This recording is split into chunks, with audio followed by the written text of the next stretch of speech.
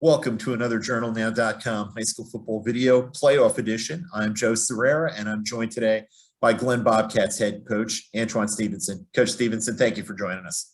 Appreciate you having me again, Joe. Your team had to gut out a 7-3 win over Charlotte Providence in the first round of the playoffs.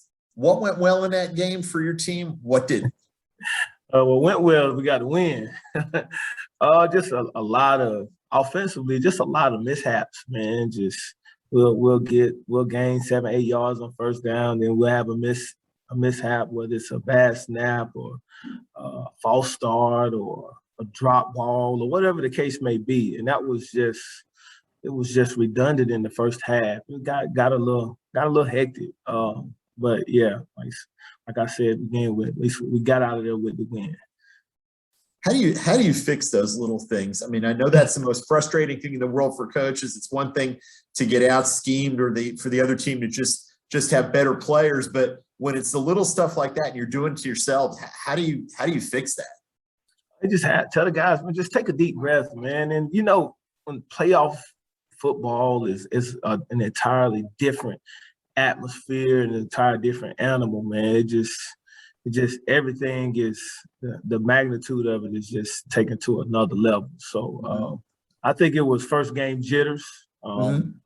It wasn't something that I harped on. The guys understand and they know that we can't have those mishaps this week. And we just went into yesterday, and we'll continue throughout the week just fixing those things. Mm-hmm. You got it out of your system. What did you learn about your team? Obviously, you found a way to win, and that's huge. Yeah, and that's a big thing.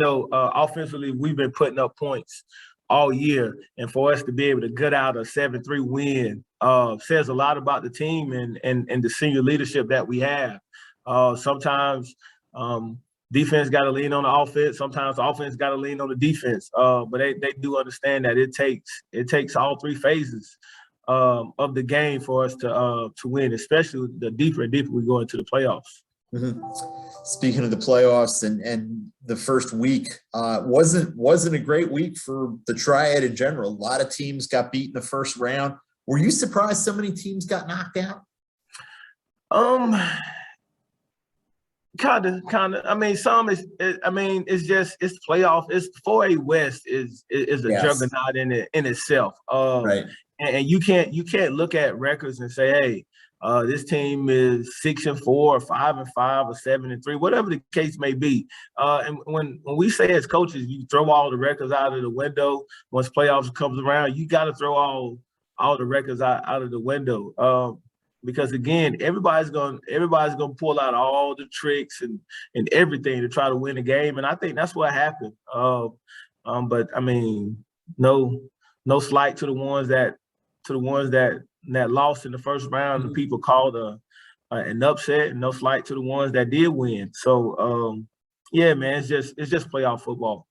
Mm-hmm. Yeah, and sometimes it's matchups. I mean, I know two of the teams that got beat, Reagan and Northern Guilford, were facing triple option teams, and and hadn't seen that all year. And it's the ultimate in assignment football on defense, and you make a mistake, and teams that run it and are good enough to be in the 4A West playoffs, they're going to hurt you with that. And it's right. It's sometimes it's just a matchup thing. I know. You're home Friday night, second round matchup, Charlotte Myers Park. What do you see when you look at this Mustangs team? Huge, man. Guys, I thought Providence was big up front. Myers Park is just as big, man. And they have the skill guys to complement those big guys up front on both sides of the ball. Well coached, have athletes everywhere. The quarterback is a great player. They have wideouts on the outside, and then on the defensive side, man, they have guys that really get after it. The corners are really aggressive, and that linebacker core, man, they just run around and just make plays. Mm-hmm. What are the keys for your Bobcats? What do you guys need to do to get to the third round? Just take a deep breath. First thing, you just gotta take a deep breath and understand, hey, it's another football game. The magnitude of it is a lot greater. But just take it one play at a time. Let's not try to play hero ball. We don't have to try to score every time we touch the ball or throw the ball or run the ball, whatever the case may be. Nothing wrong with 2nd and 5 and 3rd and 1 and things like that. We can't always look for the home run.